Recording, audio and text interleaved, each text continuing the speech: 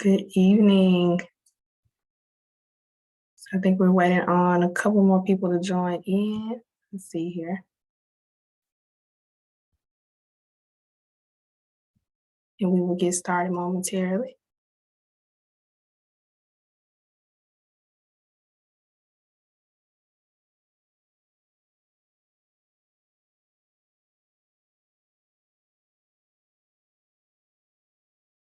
All right. It will start in about 2 minutes, so 5:02. We'll get this show on the road.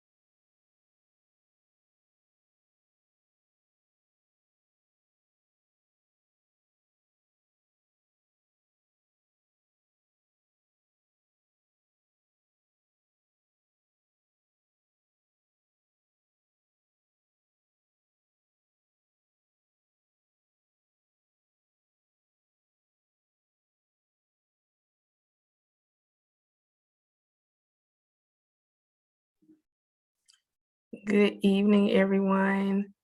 Welcome to the panel on Eating for Life, Food and Environmental Justice in Prenatal Care.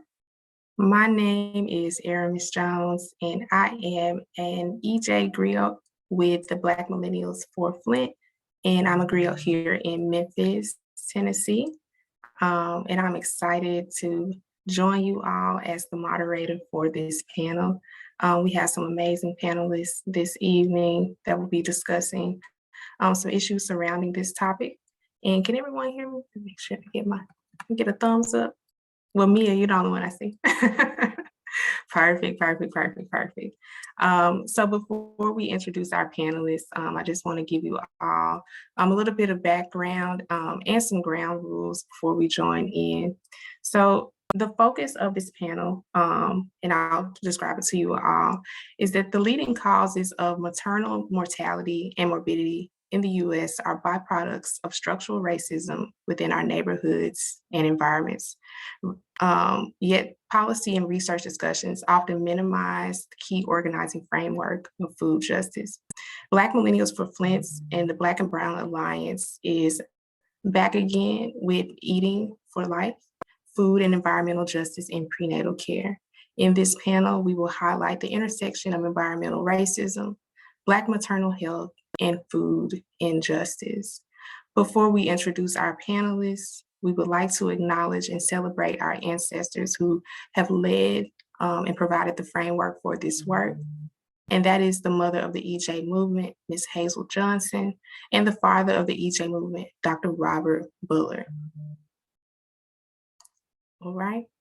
Now I will introduce our amazing panelists. First, we have Ms. Mia Madison. She is the executive director of Memphis Tilth, and she is going to provide you all with some phenomenal information around food justice and food injustice. And Mia, if you could just provide just a bit of background about yourself, and then I'll introduce our next panel. Mia, you're on mute. You want to unmute yourself? Can you hear me now? Can I get a thumbs up? Awesome.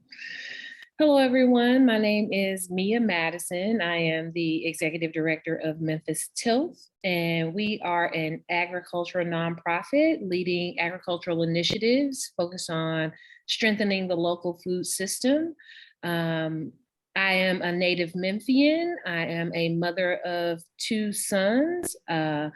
have been with Memphis Tilth and working in community all of my career. And I'm excited to talk about food justice, what that looks like, and how the intersections of environment and food play a big part in our overall health. Thank you. Thank you so much, Mia. Our next panelist that will be joining us is Ms. Vanessa Vassall. She's the National Director of Maternal Health for Black Millennials for Flint. Vanessa. Hello, that's me. Can you hear me? Yeah, hey, Vanessa. Thank you so much. I'm so happy to be here. And I apologize if I missed the beginning part of the question when I was getting, am I just introducing myself? So, yes, okay, that's awesome. Yeah, so as it's mentioned, I am the National Program Director for Maternal Health and Environmental Justice, which is, a really unique, what we've learned is, Black Millennials for Flint is one of the only organizations in the country doing this type of intersectional work. And so I'm really looking forward to participating in the panel today and sharing a little bit about how what we do aligns with some of the work that everyone else is doing. So thank you so much. Thank you so much, Vanessa. And before we get started, I'd just like to also thank our partner organizations. Of course, we have Black Millennials for Flint, Memphis Tilth, Center for Transforming Communities, and Revive Community Health Center. All right, and just some ground rules before we jump into the discussion, everyone.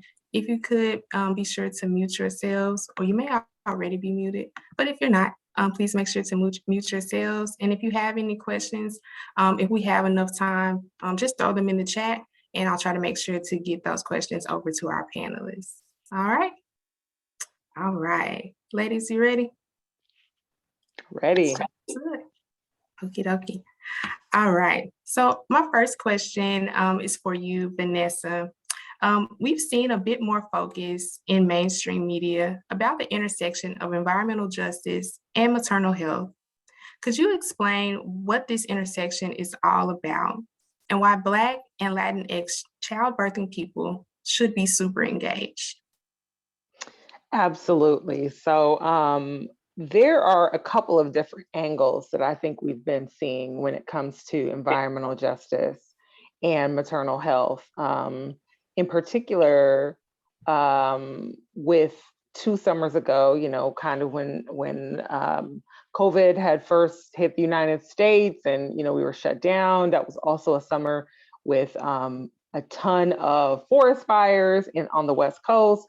And as we've seen when it comes to, non-natural disasters, such as environmental impacts based on things like gentrification and construction and things of that nature, we're seeing that a lot more birth workers as well as maternal and infant health advocates are paying attention to what's happening in our built environment, what's happening in our natural environment, what's happening in our indoor and outdoor environments, and not just saying, hey, how does this impact everyone, but how is this actually uniquely impacting the outcomes of moms and their babies? And so what the work that Black Millennials for Flint has been really engaged in over the course, I would say, of the last couple of years has been breaking down these different environments and looking at opportunities to approach solutions, or at least approach ways to address these challenges. So for instance, we have fantastic work happening in Southeast DC and Baltimore surrounding lead exposure in homes, which is kind of a evergreen public health issue, right? Lead paint, lead in pipes. But what does it look like when you're at home, sheltering in place, at home, 24 hours a day, which we were, locked down for quite some time, as well as what does it look like when you want to get some fresh air and you go for a walk and all of the homes around you are families that have been displaced, or houses that are turning into condos, and this construction is, leading itself to particulate matter in the air, right? Or, different pollutants in the air that you as a pregnant woman or someone planning on getting pregnant or someone who just had your baby is breathing in for them to prepare a community for people who don't currently live there, right? And when you think of, I think the last thing I'll say on this without being too long-winded is extreme weather. I think that was another thing that we were really observing and conversing about, were the forest fires, were the hurricanes, and saying, well, it's one thing to say evacuate, it's one thing to say, stay indoors, but it's another, because it's one or the other, right? But it's another thing to say, well, how is this experience unique for someone who's 7, 8, 9 months pregnant, right? Who's not nimble? What is this experience like for somebody who maybe is newly pregnant and isn't under care and doesn't have somebody to give them trusted advice? What does it look like when they're telling you to have 100 days of food and water in the house? And you're like, 100 days? I'm just trying to get through this week, and I'm pregnant, and I have little children at home. So what are you talking about, 100 days of food, stacked up? So we're just looking at these I shouldn't say looking at, because looking at sounds very like, I don't know, kind of voyeuristic. We are building relationships with organizations that are doing this work. We are finding opportunities to add education and training to folks who are already educated and training in the area of maternal health, but maybe haven't incorporated what it looks like if a family says, hey, I need to get my pipes tested, or I want to get my water tested, what do I do? But they can't get in touch with the health department, or they can't get in touch with, someone locally. We can be, that resource to help them navigate that situation. I know that was very long-winded and all over the place, but it's actually me being long-winded and all over the place is a testament to the fact that this experience, the life course of a mother, life course of a girl to a woman, is not something to be, that's not just one issue. It's not just, puberty and abortions and this, that. No, it's literally everything impacts women, mothers, and small children differently than it impacts everybody else. Yes, thank you so much. And I think, what you're describing, it describes just, I think the depth of that situation and the impact in just so many areas of how, the work that you all are doing is so important. It's not just, how do we get, pregnant women to safety? It's how do we get them to plan to beyond, like you said, beyond that next week. We're looking at however long she has left to help carry this child. What are those plans and what are those things that are impacting her that we can ensure that she has a healthy pregnancy and hopefully a healthy life thereafter for her and the baby. So thank you so much for that detailed answer. All right. My next question is for you, Mia. So you have a very unique repertoire of expertise as it relates to motherhood, food equity, farming, and environmental justice. How do all those things play a part in the prenatal care and the health, when we talk about prenatal care, health, and leading a path to a healthy pregnancy and delivery? How do we get to healthy pregnancy and healthy living? As a mother, as a food justice worker, and really as a person in agriculture, I think that it all starts with healthy soil. I think that, in communities where we have seen tremendous disinvestment historically, it becomes an issue as to how we get fresh foods into communities of color. And so when I think about my trajectory in leading up to where I am now in this food justice movement and really encouraging the development of more local food. It's kind of what Vanessa was saying as far as, how communities are impacted by environmental impacts, right?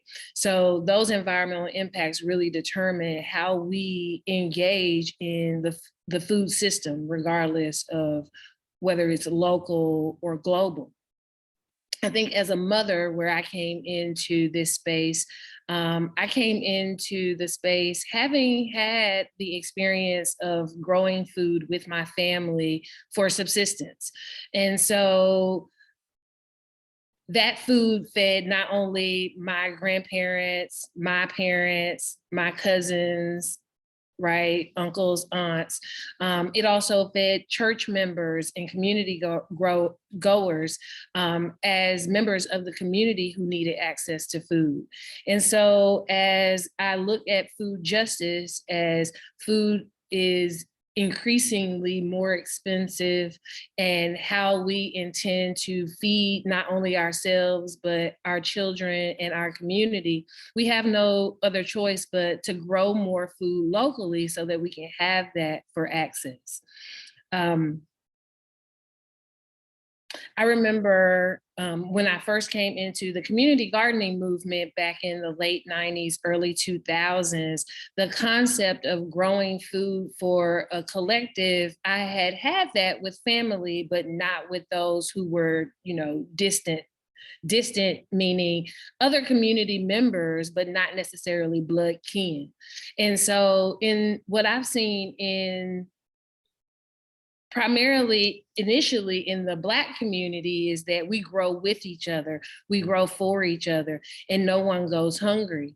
And so I've seen that expand across community to various other people who share in the inclusivity of food justice, and how everyone comes together to create that collective action. And so the mission of Memphis Tilth is to cultivate collective action for an economically sustainable, socially equitable, environmentally sound local food system. And remember, I said it starts with the soil. And so we really look through the environmental lens in our communities to say, we deserve the opportunity to food, right? The right to food. We have that right as a human being. And so not knowing how to grow that food means that someone in the community must grow that for us. And so we develop those relationships with farmers. Someone in our community knows how to prepare that food. So we develop that relationship with nutritionists. Someone in our community may not have the availability to feed themselves. And so as community, we feed them. And so that's where really I feel as though collectively we come together to provide food equity. Where someone cannot, others will. In the spirit of Ubuntu, I am because we are. And so for Memphis Tilth to be in the food justice movement, we create different access points across Memphis so that people can have the access to fresh, healthy foods. We provide information on our website, but also in community on how to grow. You can join us at any community garden or any of our growing spaces in our commercial kitchen to learn how to prepare foods. We open our doors to those who may need the access, those who may need the understanding and the knowledge. And as a mother, I'm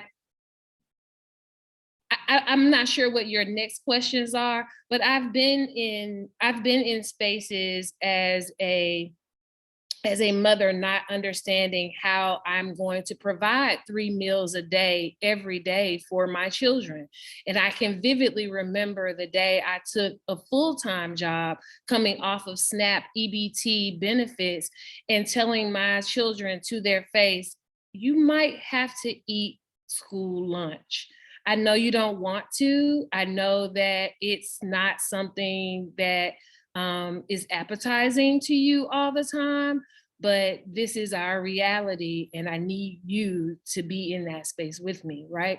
And so having to tell 9, 10-year-olds that, they can't take their lunch to school every day, it creates a challenge inside the home, especially when you have had that opportunity to provide those fresh, healthy foods all of their lives. And then they come home to tell you that food is spoiled. It had mold growing on it. And so we just dig in with our school systems to say, hey, let's create food forests in the back of the school where you have all this vacant land. And so then we go in and build raised garden beds, and we plant fruit trees. And so that's how Memphis Tilth really shows up in that food justice space. I love it. I love it. Yes. All this Black girl magic and knowledge and awesomeness. Okay. I have so many questions, but I'm gonna follow protocol. Okay, so last summer, the New York Times released a life-changing article about the deadly impacts of climate and Black maternal health. However, Mia and Vanessa, either of you can address this. Can you speak more about how nutrition, or in many instances, malnutrition, is an environmental justice crisis? And I know, Mia, you touched on that a bit, talking about children in the school system. But whomever would like to address it first. I'll yield my time to Vanessa. Thank you, Queen. I will start, first of all, by saying Ashe, Ashe, oh, because everything you just dropped, I was like, let me pick that up. But I do want to say, so to the question about the environmental justice crisis and the deadly impact and how that is deadly for Black women and Brown women as well. Oh, child. So I think where I want to start is, I want to start with environmental stress. And the main reason I want to start with environmental stress is because, one, that was a primary component in that article. And also, I think this is something that is gaining traction when it comes to policy, when it comes to conversations being had with this intersection between clinical healthcare providers and community advocates and activists. We're fortunate enough that there are scholars across this country at our beautiful historically Black colleges, at other elite institutions, that are finally getting attention paid to the evidence that is available about how stress isn't this emotional thing, right? Stress isn't this subjective concept. Stress is actually an indicator of poor health outcomes that with objective data, right? And so when you think of I'm trying to think what direction I want to go, because I could just, there's so many ways that I want to answer this question, but I think I will kind of address mostly and kind of hone in on the fact that when you think of the environment for a Black mother, okay, save the whales, save the polar bears, that's nice. But the environment is also, is my son going to get killed on his way home from work? Is my daughter going to die in her bed? Am I going to get harmed? Like, that is something that has direct impacts when it comes to increased cortisol, or earlier small baby. We don't want no early and small babies. We want them to stay in as long, cook as long as possible, and come out plump and plump and round and warm, right? And so we can't sit here and think that these type of concerns are not impacting the health outcomes of these mothers. Of course, our organization and our namesake city, Flint, Michigan, is, I call it the most resilient city in the world, the most resilient city in the country, because you're talking about almost a decade of exposure to a neurotoxin, a known neurotoxin for girls, mothers, their small children. And, to sit here and say, expect these children to develop similarly to their peers in other cities, to expect these mothers to have the same perinatal outcomes as mothers in other cities is ludicrous, and it's unfair. And so, I'll say this last thing, and I'll pass it to Mia, is that when we looked at and I feel like if anyone has heard me say this, I say this all the time, and I say this all the time for a reason, which is that the first published articles around health outcomes were around fetal death and miscarriage, right? And so the idea that there are scholars really curious about the fertility outcomes and surprised by the fertility outcomes shows that attention was not paid before. It needs to be paid now. And more than attention, but the resources that need to be allocated, the justice that needs to be served. You know, I'm a little militant, so I'll be like the reparations that needs to be served. But honestly, you know, we're talking about, you know, if a woman is pregnant and she's exposed to toxins in her pregnancy, then we're talking about 2 generations of poison, right? And that is something that should never happen in the United States of America, quite frankly. So I'm gonna pause right there. So I'll jump in, Aramis. I don't know if people remember that Memphis had one of the largest infant mortality death rates in the nation for a number of years. And it had a number of different reasons as to why it was a plague upon our city, really it was. There was so much money coming into the community to try to figure out what was happening with infant mortality, that there were various studies all across North and South Memphis, North Memphis specifically. And so one of the things that I want to touch on is, you know, when we think about infant mortality, it really starts in the womb. And inside our chat, we have a participant who's asking questions about, you know, maternal health and prenatal health. They really do go hand in hand. And it really is a lack of knowledge. I think, and it's generational. So if we don't properly educate ourselves as to what prenatal and maternal health look like, and those first few years of our children's lives, we will continue to lose our children to infant mortality, right? And so some of the things that we don't even know that we're doing that could be harmful to our children is, one, proper nutrition, right? And proper stress levels, like Vanessa has said, you know, being in a disinvested community, looking around, not having the opportunities that other parts of the city have, dreaming of the ideas of what you can actually afford to give your children, that creates an immediate stress once you become pregnant.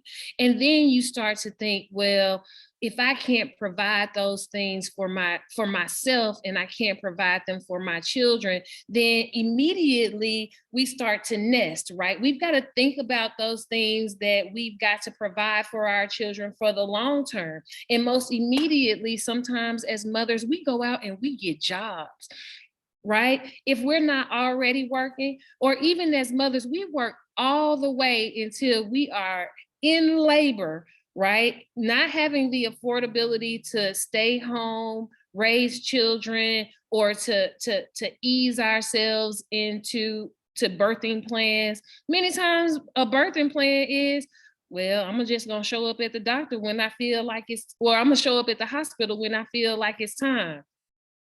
No, in the Black community, what we need to do is begin to have those conversations about what that prenatal care looks like. When we start to think about that nutrition, are we eating 3 times a day? Are we taking prenatal vitamins?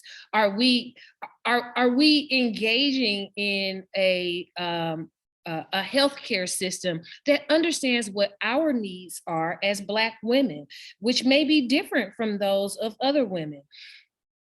Many times I found myself in doctors' offices educating doctors on holistic health and how to take care of me and my baby, as I tried to navigate what becoming a mother would look like. And really knowing what my what my health history was, what the health history of my family is, the health history of my partner's family. All of that made a difference.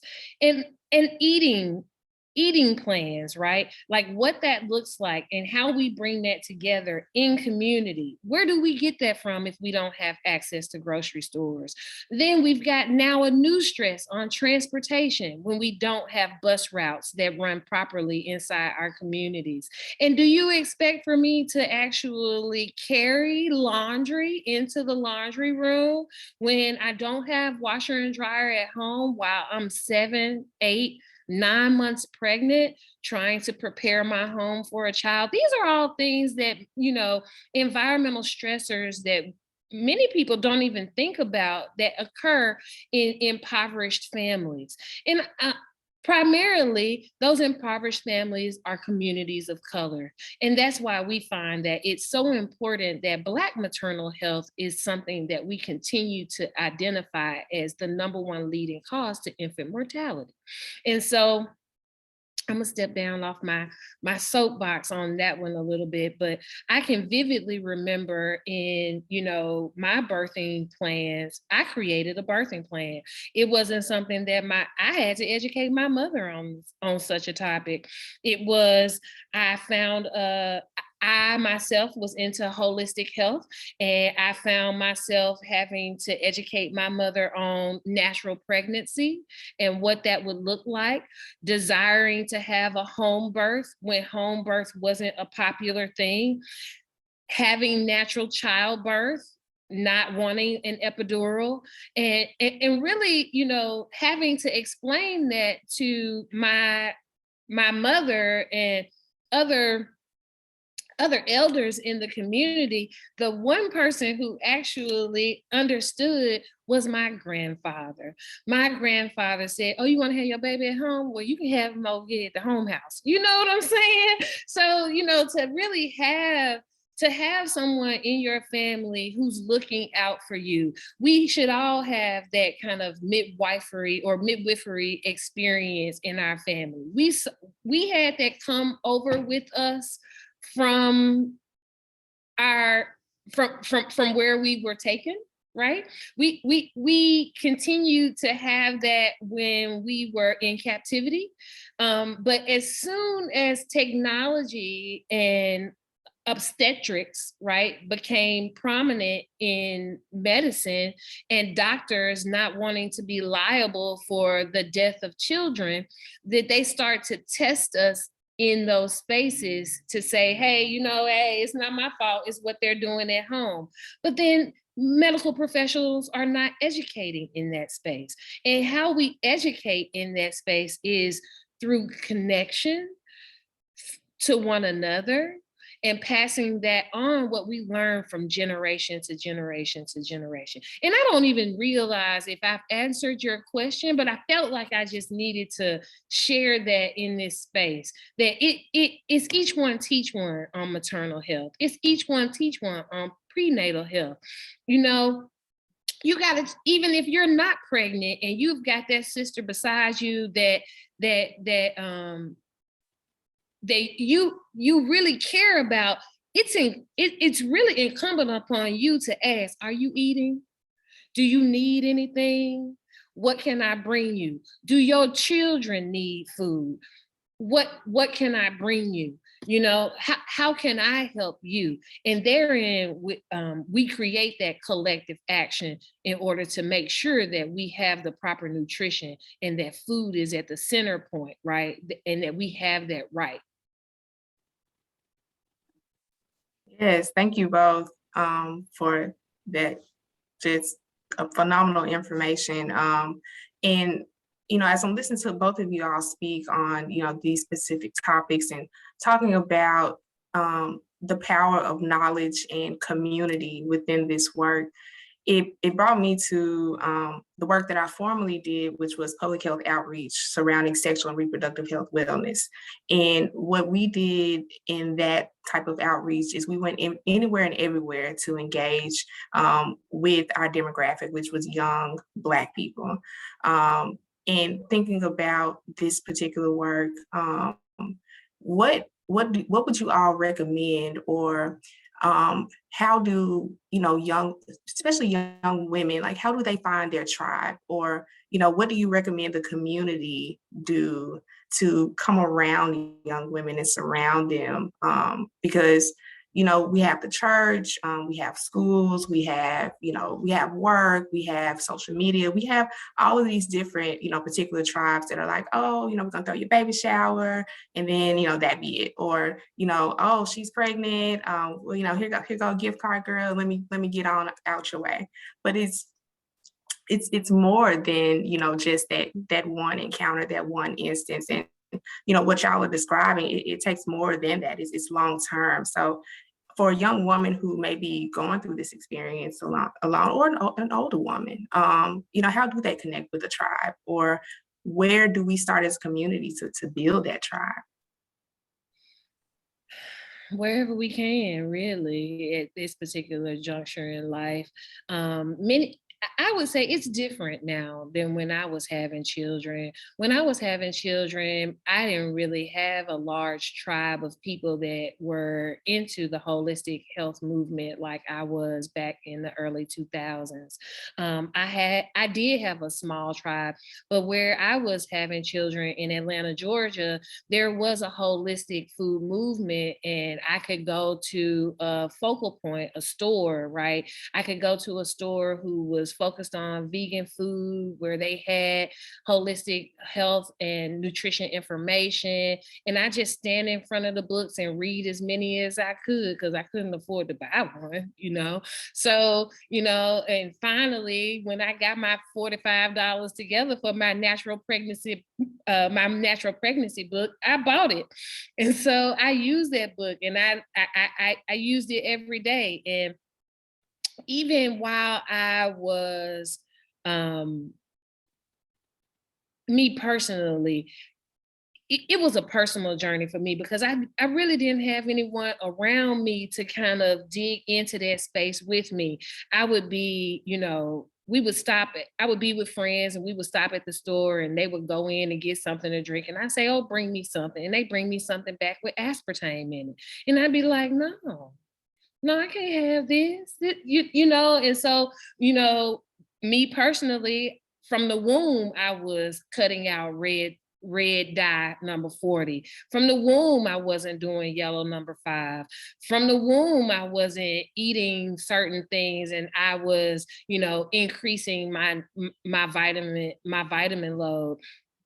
But like I said, I was educating other people while I was coming along. And so now when I look in community, it takes people like me to look at a woman and say, hey, I see that you're pregnant. Let me ask these questions. Or, and sometimes people take offense because they don't want you to know that they don't know. And it's okay. Let me be the first to say, it's okay if you don't know, as long as you commit to change, okay? If you can commit to change, if that's something that you want to have, it's okay that you don't know, because somebody else does, and they don't mind sharing that information with you. So I do know that in Black and Brown communities, that many times it is family members who dig in with you when you're pregnant. It's that auntie, even if mama is upset that you got pregnant, it's that auntie that's saying, baby, let me tell you what you need to be doing. It's somebody, it's grandmama, it's mama's friend, cousin, auntie them, who really build the tribe around you. And sometimes you just got to divorce all of them and say, that ain't the tribe for me. And then be intentional about finding the tribe for the family you intend to create, and the tribe that you really want to be a part of. And sometimes that might be outside of your immediate environment. But I will say that if your environment is not conducive to that, commit to changing that environment.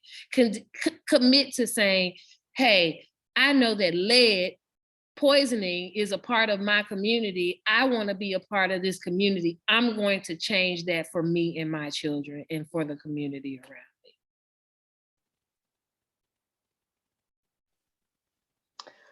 I echo all that. I don't have I don't think I have an initial anything to add, because I feel like you covered the gamut. And also I think, well, maybe I'll add this, because I'm not a mother. I don't have children. Well, I say to people, I don't have living children, and I do think that sometimes is also a challenge when it comes to if you already are in someone's tribe, if you're already in somebody who's planning their family, or or they're already pregnant, whatever is going on, and you feel hands off. You're like, okay, I'm going to let her do her thing. I'm going to let her, be with the other girls that have, like me and my lion sister. Okay, she can be with the other lion sisters that got kids, or whatever the case is. But there may be something very important about you remaining involved, especially if there is an emergency, or if there is something where you can provide her with comfort or with resources. I think the more, in my opinion, there are sometimes where, being, I don't say socially distant, not in the regard that we say it now, but kind of taking that step back to give people space. Yes, give people space, give her space, give her family her space, but don't allow your girlfriend, sister, friend, whatever, to feel isolated, because pregnancy and motherhood, like I said, not something that I experienced, but it's something that I have heard and understand can be isolating if a friend like me is like, oh, let me just let her go and do her pregnancy, and I'll come to the baby shower, I'll come to the first birthday. But if she's experiencing emotional challenges, including postpartum depression or prenatal depression, right? She hasn't even gotten to the point of postpartum, and her changes, or domestic in her violence, domestic violence, right, housing insecurity, to the point that Mia made earlier about changes at work. It's illegal to discriminate against pregnant women, but it happens every day. It's probably happening right now as we speak. So, although your question was, how does someone kind of like without a tribe find tribe?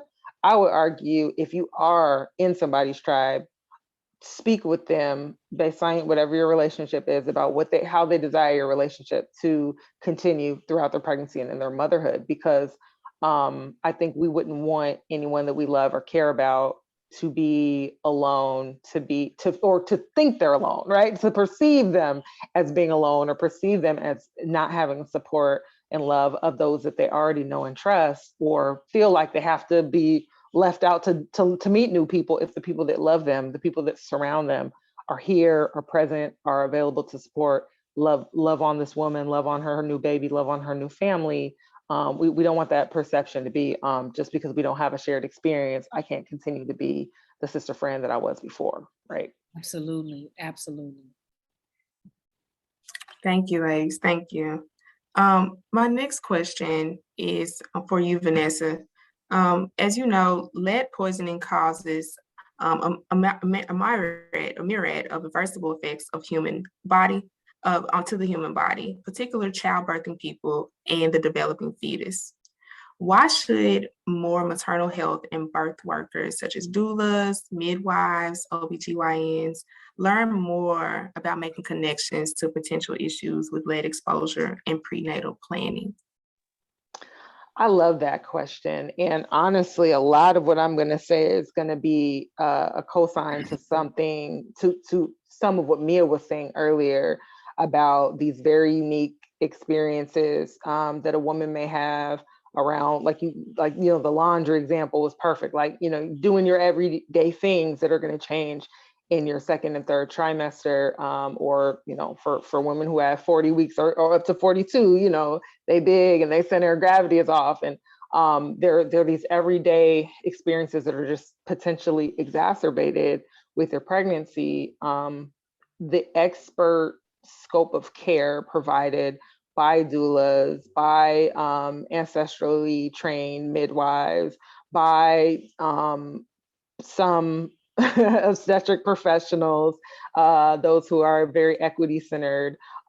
These are going to be the folks who have the guidance, the wisdom, the expertise, and the training to potentially be the answers to her questions and the resources wrapped around that. Mainly because for mothers who do have the resources to have a doula or a midwife, this is somebody who's checking on them a lot more often than them taking off work all day to sit in the waiting room for 2 hours for 10 minutes with their OBGYN, when their OBGYN is just going to ask them a couple questions, check their blood pressure, and send them back.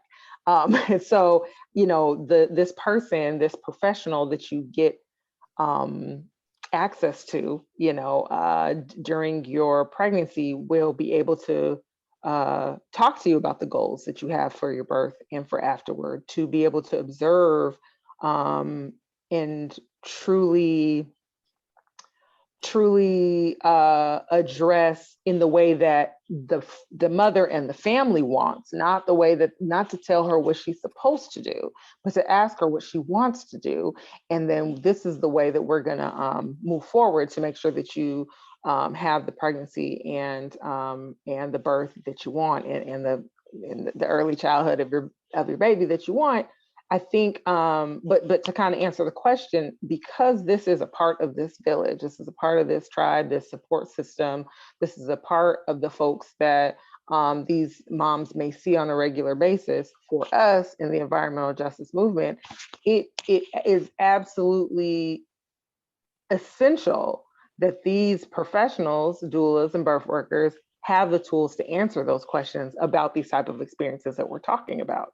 To have to send a mom to another person, in particular, someone that they don't trust as much, is not, you know, that's not necessarily the best way. If we could just continue to add to the training and the expertise of birth workers and doulas. Something that I know for a fact is that when a woman is called to be a doula, and when a person is called to be a birth worker, these are not people who just do this in their free time. Like, these are people who it is literally a calling and are committed to being the best provider that they can.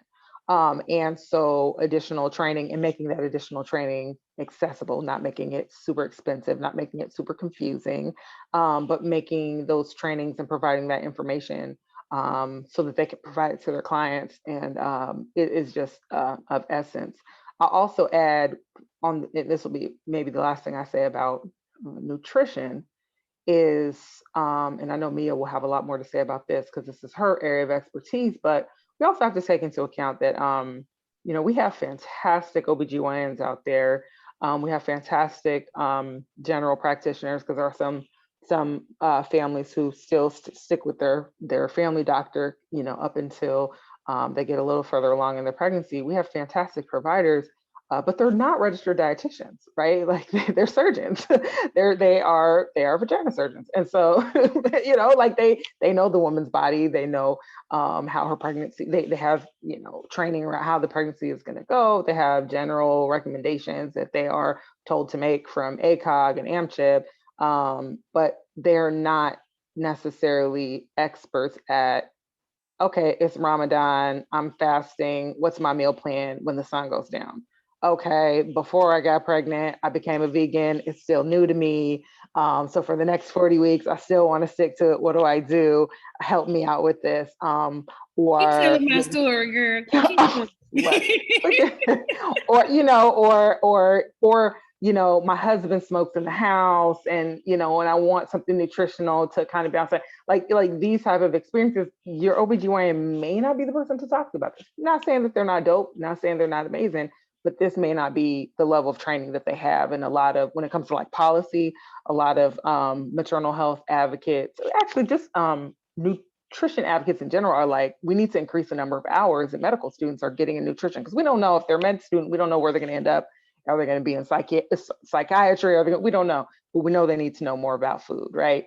But when I said this was the last thing to say, this is what the last thing was that I was going to say, is we also have to think about our mothers that are not, our mothers that are our sisters, but not our neighbors. And what I mean by that is, you know, we have a lot of moms who are experiencing motherhood, experiencing their pregnancies while incarcerated.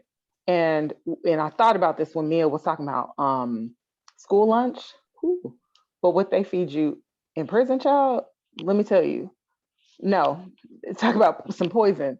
Talk about not having choices, obviously. These are definitely mothers who are not granted the opportunity to have a birth plan, birth goals, and nutritional birth plans and nutritional birth goals. But in some states, our doulas are able to enter these environments and support these moms. But there are some programs that are able to do their best with what they have available. But some of that comes with what Mia was saying about education. If I have a girlfriend or somebody who is incarcerated, and I need to be the one to say, okay, what did they feed you? What did it look like? What did you think it was when you tasted it? Okay, but and just kind of have that conversation. And even the conversation that Latricia put in the chat about finding out about these lead and other toxic chemicals in prenatal vitamins. It's one thing to say, oh yeah, girl, take your prenatals. Oh, but not the ones that are going to poison you. Okay, well, which ones? Like that's a lot of information. That's a lot of information for one person. Pregnancy brain is a real thing, right? And so, being able to partner with folks who can increase that education. Okay, here's a list of because we haven't done this. Maybe we should. Maybe there's some red X. These are the ones that are poisonous. These are the ones, they may say they're vegan, but all this plastic in this jar is a whole nother conversation. Whatever it is, like if a woman needs support and needs additional custom care, 9 times out of 10, she's getting that from her doula. She's getting that from her ancestral birth worker. She's getting that from a community health worker or a perinatal health worker. She's getting that externally. And we talked about economic justice. This is not free. It's not free for her to access these doulas, and these doulas need to pay their bills too, right? And so I don't know. I'm kind of stopped there. Girl, you so on point. Yeah. I can't even remember. I just want to touch on some of the things that Vanessa said. I was just sitting here thinking, like, with my second child, I was like, okay. So my first son, I can't remember how I got to my midwife. I just don't recall, but I love Latasha. Latasha was my midwife, and I love her to death. And it was her, and she was holistic, and she understood she understood from a Black theological perspective what I was seeking to. Tree's talking about her name, Tasha. I feel safe already. Yes, and she was a Black woman, and so. But I can't remember how I found her. She was in my neighborhood. The office was off Old National Highway in Atlanta, Georgia, down south in Clayton County. And the doctor was Islamic, Muslim. And so I immediately felt not necessarily, because I was raised as a Christian, but in understanding the Black ideology that was happening around Atlanta and with my partner, it made both of us feel safe. And so having the experience of my particular midwife who understood the type of prenatal care that I was looking for made all the difference. Because even when I was gaining too much weight too fast, she was like, you need to slow down. You know what I'm saying? You gaining too much weight. You need to be thinking about what you're eating. You don't have to eat so much, even though you are breastfeeding, because my children are 367 days apart, May 21st and May 22nd. So I was pregnant for 3 years, from 1999 to 2001.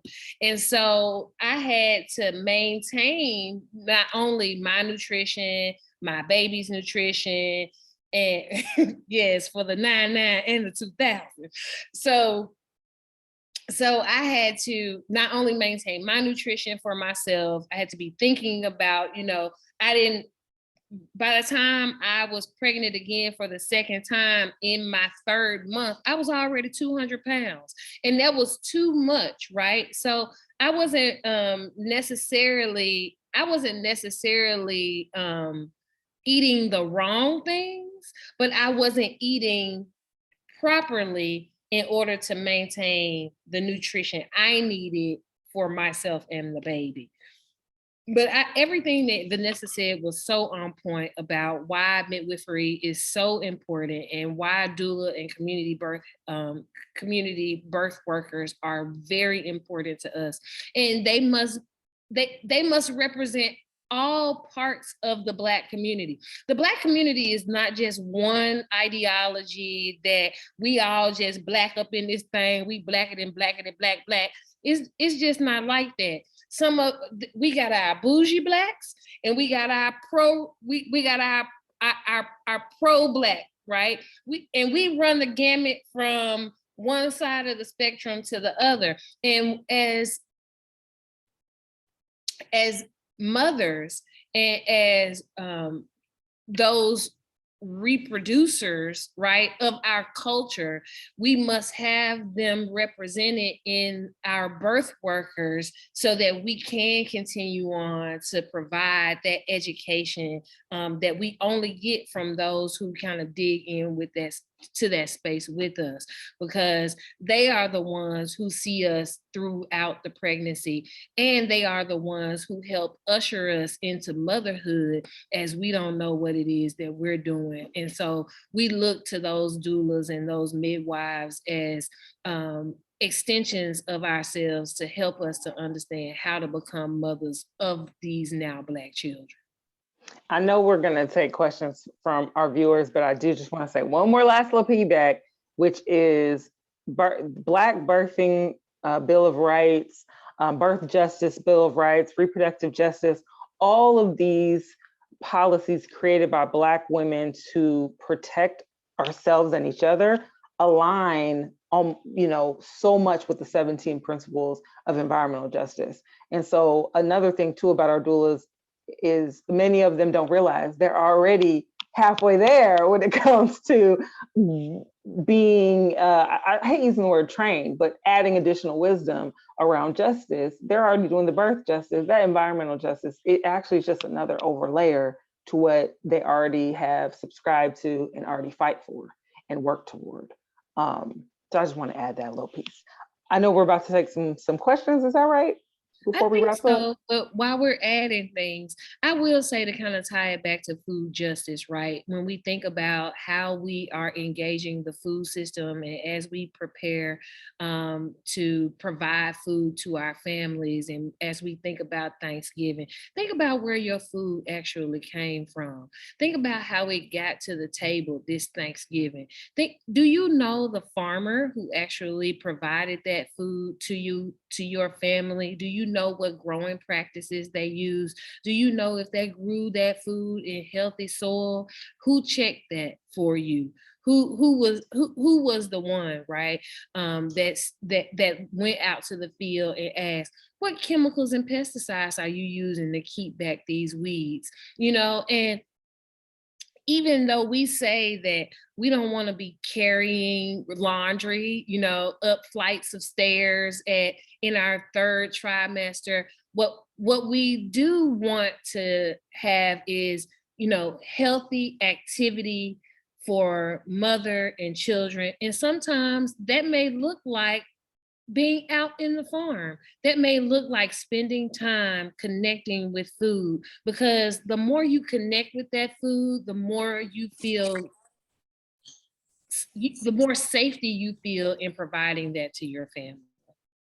Yes, how far does a sweet potato have to travel? Well, I'm just gonna tell you, my sweet potato come from about 1 block west of where I am today. And then if I need to get it from a little bit further than that, the furthest that I will accept it is from Ripley, which is up in Tipton County, because we aggregate food from farms within 150 miles of Memphis, and we provide that back out in the community in 15 different access points throughout the city of Memphis. And so food access is really important for us. If you can't get food at one of those access points, just give us a call. We take SNAP EBT curbside right here at 575 Suzette in the South Memphis community. We have a community farmers market in North Memphis at Chelsea and Springdale. We are available to help you access the food that you need that's locally grown. That doesn't necessarily mean that, you know, the food bank does provide food and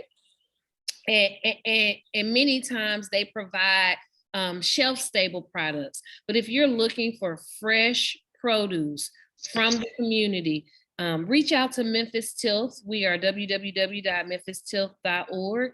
And there you go, Aramis. You know I was filling in the time. Thank you. I don't know what happened, but I'm back. I'm back. So we have a little bit more time here, y'all, and I want to, definitely respect everyone's time. So we have 2 more questions and a couple of questions from our folks on Facebook. So Mia, last question for you. Agriculture and farming in general, it's very hetero-cis, white male dominated. Why, could you describe why it's important to get more childbirthing people into the urban agriculture space? Well, I think I may have touched on that just before you jump back on, Aramis. All right. I think it's really important for us to understand where our food comes from. I think it's also, to me, what I like to believe is our legacy, our culture, and our birthright. Hunters and gatherers were, going out collecting food for the tribe, but it was those of us who were, it was the women and children, right, who were creating ways to store that food, to make it last for a long time, so that those who went out to continue to hunt would then come back and then have something that didn't need to be immediately prepared right then. But what I do believe is predominantly white, male, hetero, I apologize, I can't repeat what you're saying. But to me, the reason that is because historically Black farmers have not been allowed seats at the table. We've not had the opportunity. One, many of us did not receive those 40 acres. No, neither did we receive the mule. And for those of us who did, who passed those lands down to generations, what didn't go with that many times was the knowledge of what to do with lands once it is inherited. There are a number of Black people throughout the nation who own multitudes of acres of land, and they don't know how to grow anything on it. And so what I would say there is that education is the most important thing there. And many times it's handed down from generation to generation. So the farm really is a community space. The farm, right? We lived in community on the farm as we lived in slavery. That is where the family knew how to do everything, how to build everything, how to grow everything, how to be regenerative, not just in our crops, but also in our beings. That's where childbirthing occurred, so that the Black community and communities of color could continue. It happened right in the community, but all of that happened right on the farm. We are an agrarian society.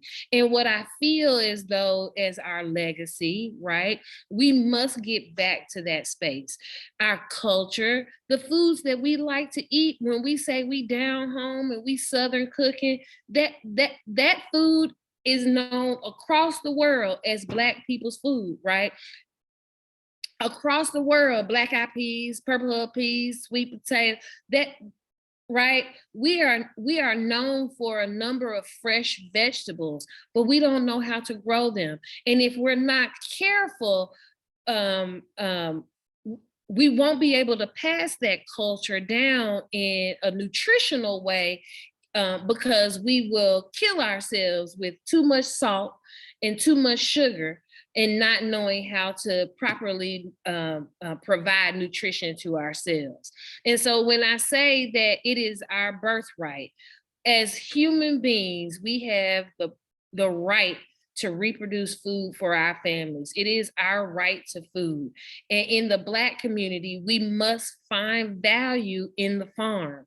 It's no longer about slavery and having to do someone else's work. It's about how we do the work of ourselves and of our ancestors that entrusted us with the lands to take care of the people. We are the caretakers of people, of all people.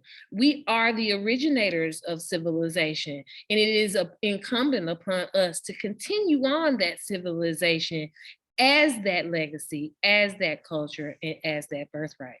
Now, white farmers at the table. Many of the white farmers that I've had the opportunity to engage with here in the Mid-South region are very inclusive. They are regenerative agriculturalists that I've had the opportunity to participate with in farming and learning and aggregating food. They understand the value of food at the dinner table, and they want to see everyone eat.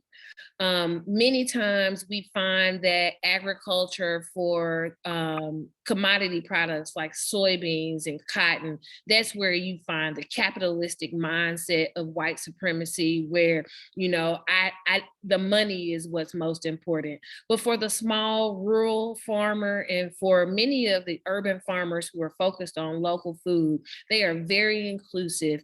And what we do here at Memphis Tilth is try to grow that community to be more inclusive and socially equitable. We look for those Black farmers in our community, and we try to figure out how to get them to scale up to meet markets.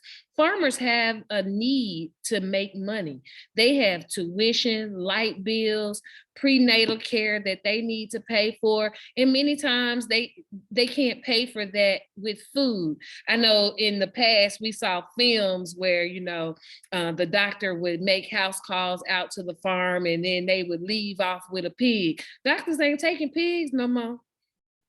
They want money, and farmers need to be able to pay the doctor and the midwife, right? Because those jobs are important when they come out to the farm. And so Memphis Tilth tries, we really do dig in with those farmers to scale up, to get them access to markets that either they're not in or may not have even thought that they could be in, because nobody showed up on farm and said, hey, let me buy that from you.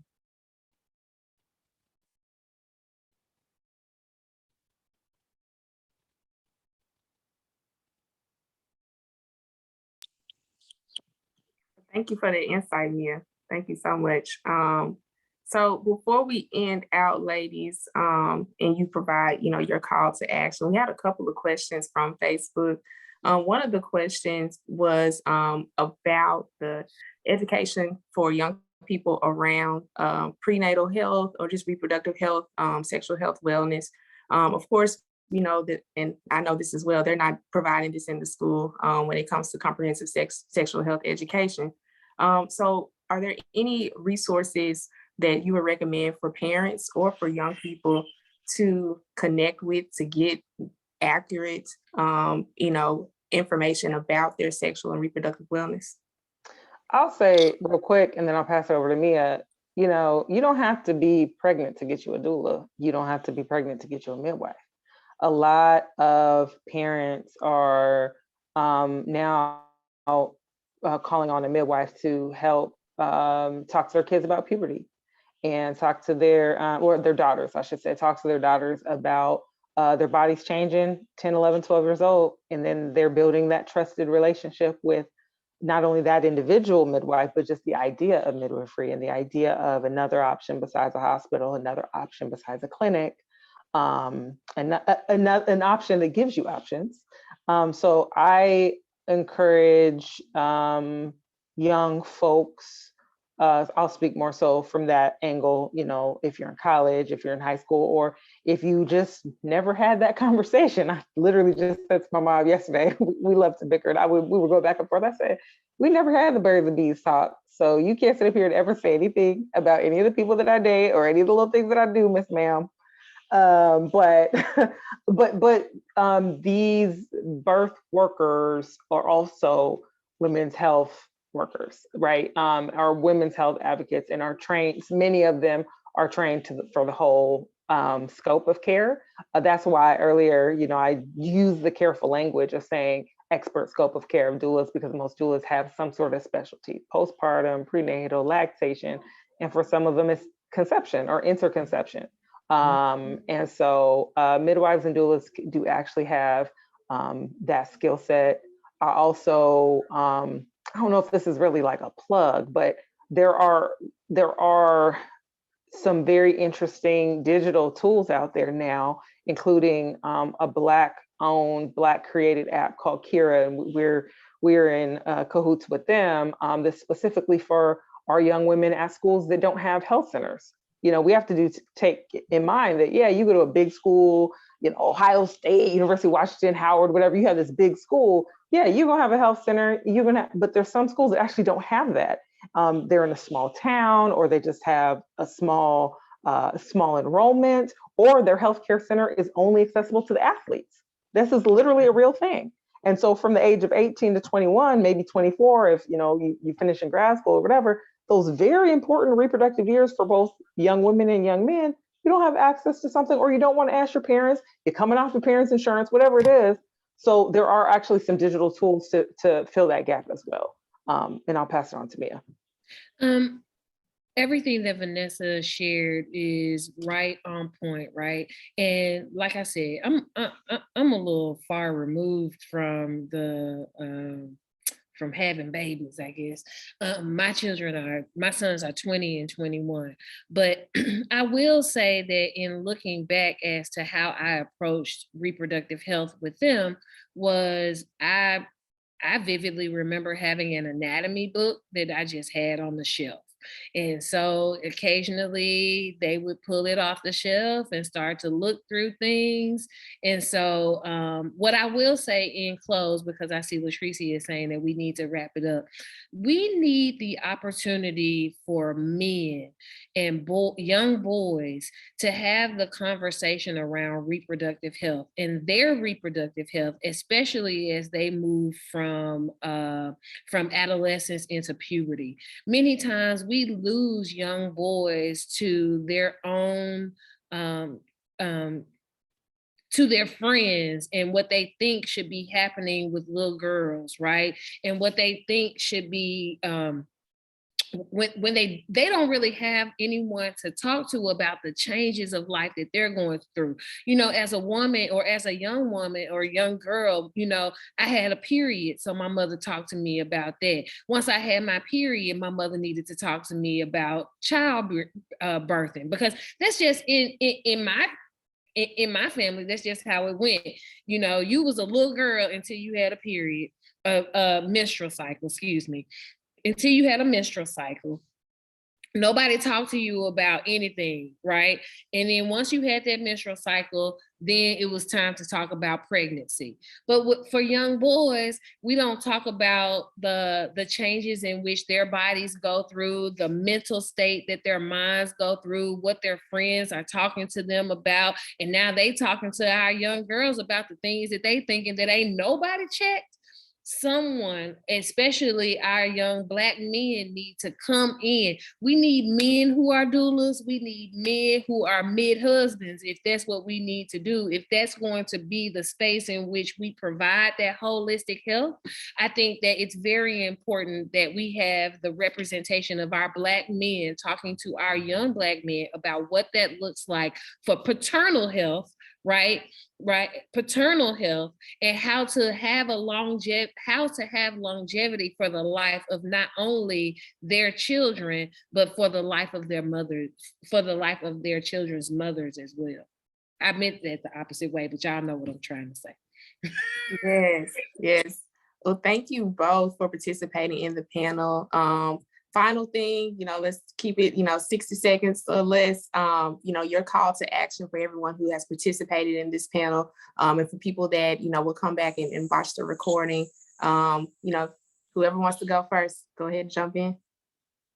I have two. I think my first thing will be Google the 17 Principles of Environmental Justice that just celebrated 30 years, last month in October. And I will also say, find you a Black doula and reach out on social media, reach out and just say, can I have 10 minutes of your time to talk to you about what you do? Because it's one thing for us to say, oh, doulas are great. And then people say, wait, what is that exactly again? Because I didn't even do the one-on-one, right? And so her time is precious and this is how she makes her money, but maybe she can give you 10 minutes, a little introduction, and you can learn a little bit more whether you're expecting a child, planning a child or not. So thank you, Vanessa. And it's been great being on this panel with you. I look forward to meeting you in person. Yes. And you've done a wonderful job. And I'd like to thank Latricia Adams for allowing us to be in this space together. And so as I wrap up with my calls to action, one, find the community garden in your neighborhood. If you don't have one, start one. If you don't know how, call Memphis Tilth.